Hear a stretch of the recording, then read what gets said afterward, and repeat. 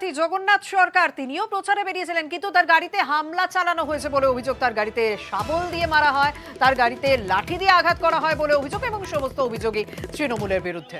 14 বছর হতে চললো, 14 বছর হলে পরে মনে পড়লো কে রে কে এই রাস্তা কার জানিস তো? ঠিক আছে, পার ঘিরবি, আমি দেবো, আমি বেঁচে নেবো। আমার কাছে রাতের বেলায় মাছ চুরি হচ্ছে বলে খবর আসে, তাই আজকে প্রচারের সময় ফাঁকে দুপুরে যাওয়ার সময় আমি আমার ফিশারি দেখতে যাই।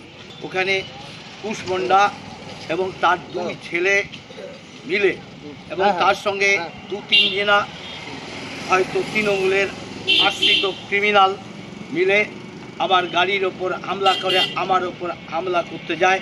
আমি এখন প্রচারের যে প্রোগ্রামগুলো সমাপ্ত করে শান্তিপুর থানায় আমি তার অভিযোগ দায়ের করব।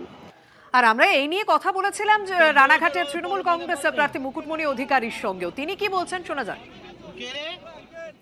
নদিয়ার মানুষ এই অপদার্থ ঠকবাজ দালাল লুটেরা জগন্নাথ সরকারের উপরে তিতি বিরক্ত।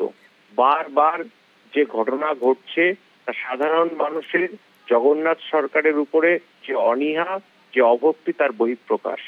এখানে তৃণমূল কংগ্রেস কোনোভাবেই জড়িত নয়। নদিয়ার সাধারণ মানুষ তার উপরে বিরক্ত হয়ে এই ধরনের ঘটনাগুলো ঘটাচ্ছেন। আমরা দেখলাম যে জগন্নাথ সরকার তিনি